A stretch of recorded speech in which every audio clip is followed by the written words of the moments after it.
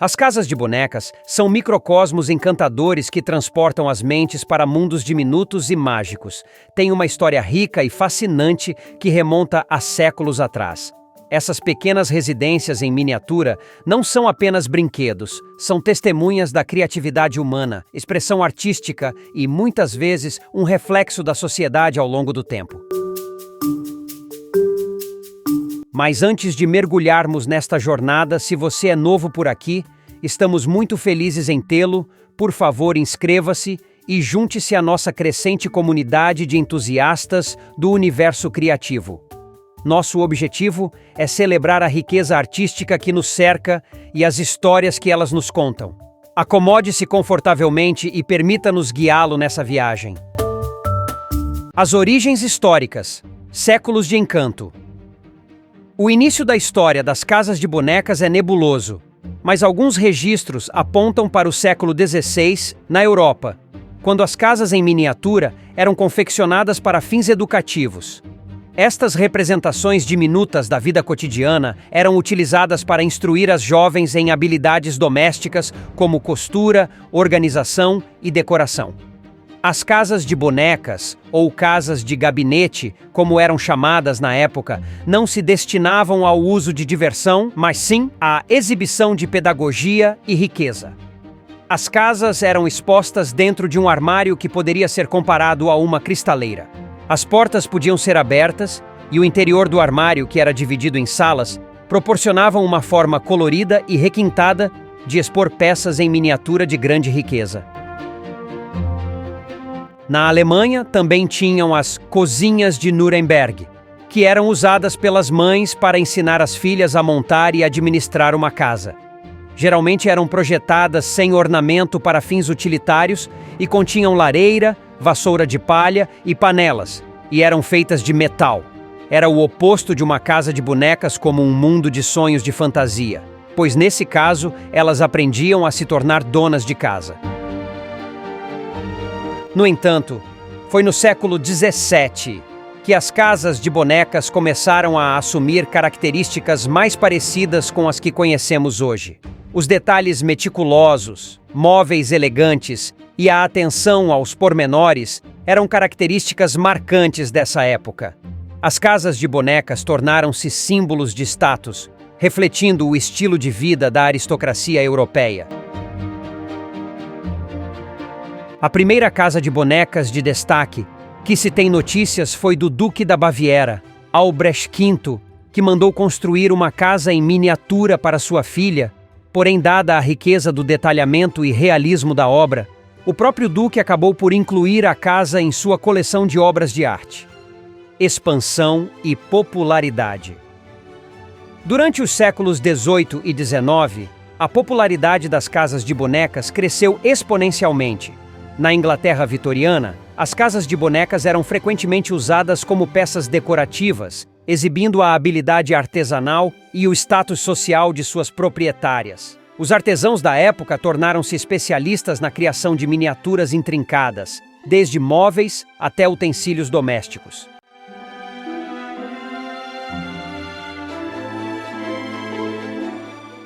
A Exposição Universal de Londres, em 1851, foi um marco importante para as casas de bonecas, destacando a maestria artesanal em escala reduzida.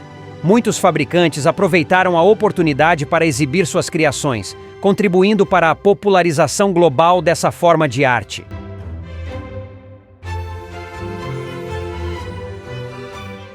De brinquedo à obra de arte.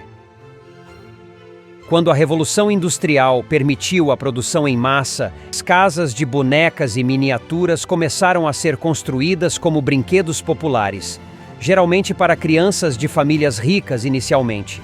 Só depois da Segunda Guerra Mundial é que eles se tornaram acessíveis também à classe média.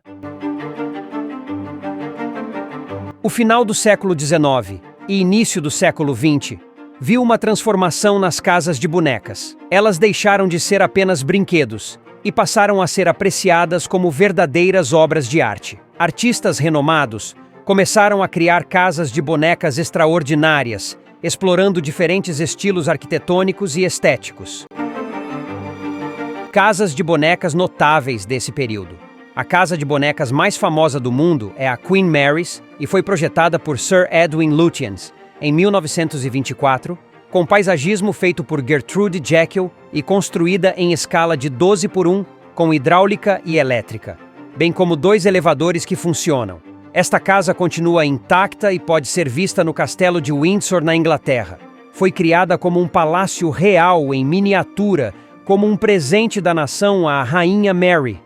A fachada é acionada por um mecanismo e eleva-se inteiramente para revelar a casa por dentro. A ideia era que fosse o mais fiel possível à vida moderna da década de 1920. Contém cerca de 1.000 obras de arte em miniatura.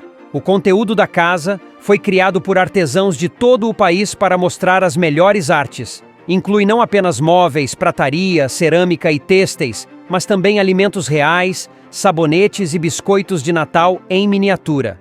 Cada detalhe foi recriado, os lençóis bordados com a cifra real, as cadeiras devidamente estofadas e as camas de molas. A casa incorpora muitos lembretes de que foi feita para uma família real, um conjunto completo de joias da coroa em miniatura, um par de cadeiras de trono que ficam no salão e também uma série de objetos que pertenceram à rainha.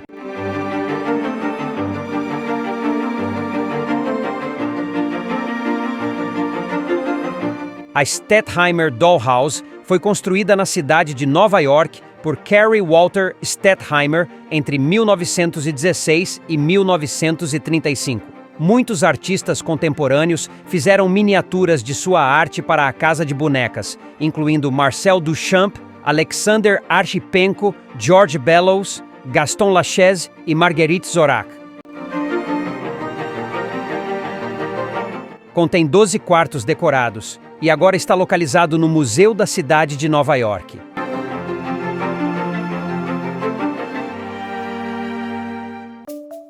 As salas Thorne. As 68 caixas em miniatura da Thorne Rooms, cada uma com um tema diferente, foram projetadas por Narcissa Niblack Thorne, e os móveis para elas foram criados por artesãos nas décadas de 1930 e 1940. Cada sala tem um tema diferente e mostra o modo de vida na Europa e na América do século XIII até 1930, incluindo uma igreja de estilo gótico do ano de 1275. As peças não estão no mesmo lugar, mas espalhadas em diferentes museus, como o Art Institute of Chicago, o Phoenix Art Museum e o Knoxville Museum of Art. Assim como outras casas em miniatura, agora elas valem uma bela fortuna.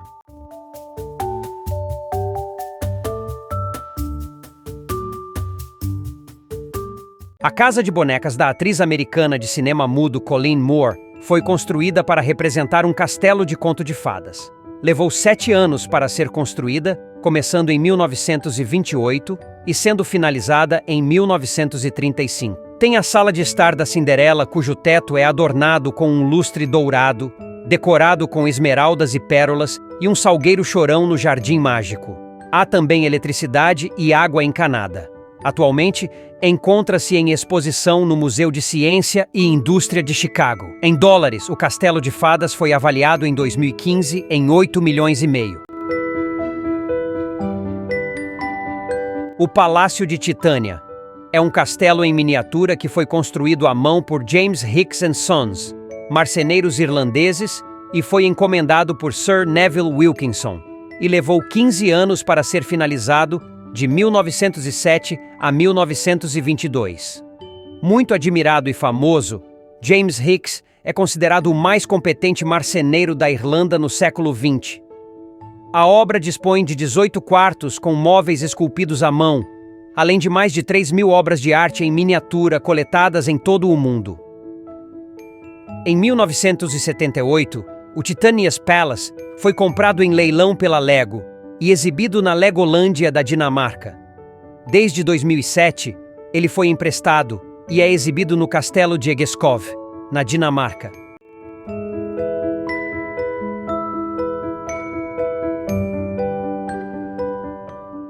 A Casa de Boneca de Sarah Roté.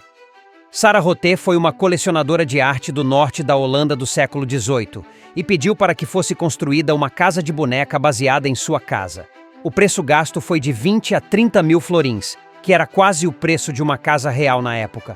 Os 12 quartos foram mobiliados por Sarah, proporcionando-nos uma visão íntima da rica vida do século XVIII, pois cada quarto é decorado de acordo com a moda da época. Ainda contém os tecidos, as pinturas, a prata brilhante e a porcelana com que foi decorado. Podemos ter a certeza de que esta casa de bonecas nunca foi tocada pelas mãos de uma criança, e é por isso que resistiu ao teste do tempo em condições excepcionalmente boas. As casas de bonecas, um novo renascimento. No século XXI, as casas de bonecas continuam a encantar e inspirar. Com a ascensão das redes sociais, os entusiastas compartilham suas criações, conectando-se globalmente e criando comunidades dedicadas a essa forma única de arte.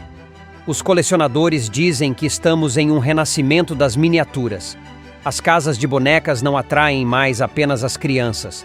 Transformou-se também em um hobby para adultos e um negócio cada vez mais lucrativo. A hashtag Dollhouse tem 2,75 milhões de postagens. E a hashtag Miniature, 8 milhões. Uma mistura de postagens de pessoas que fazem e as que compartilham. O hobby tem 2 focos principais: a construção e a compra. E estão disponíveis em diversos formatos, desde casas prontas e decoradas até kits de acordo com o projeto do cliente. Alguns projetam e constroem sua própria casa de bonecas. Projetos mais simples podem consistir em caixas empilhadas e usadas como salas. Os objetos em miniatura usados para decoração dentro das casas incluem móveis, decoração, bonecos e itens como livros, papel de parede e até relógios. Alguns deles estão disponíveis prontos, alguns são kits, mas também podem ser feitos à mão. Dezenas de feiras de miniaturas são realizadas por diversas organizações ao longo do ano, onde artesãos e revendedores exibem e vendem suas miniaturas. No mundo digitalizado de hoje, as casas de bonecas ainda desempenham um papel significativo tanto como brinquedo como arte, oferecendo uma fuga encantadora para a imaginação e incentivando o desenvolvimento de habilidades fundamentais. Longe de serem obsoletas, adaptaram-se aos tempos modernos, mantendo seu charme atemporal. A tradição de brincar com casas de bonecas ainda transcende gerações, criando uma bela conexão intergeracional. Avós que compartilham suas próprias experiências podem criar momentos especiais e duradouros, passando adiante não apenas brinquedos, mas também histórias e memórias. Em resumo, esses pequenos mundos permanecem como faróis atemporais de diversão, aprendizado e também uma forma de expressão artística sofisticada. Continua a proporcionar alegria, desafiando a criatividade de crianças e adultos e mantendo viva a tradição de construir pequenos mundos encantadores. Se você gostou desse conteúdo, deixe um like e comente suas experiências ou dicas sobre o seu tipo de arte. E se ainda não o fez, não se esqueça de se inscrever. Nos vemos em breve. Até o próximo vídeo e boa arte!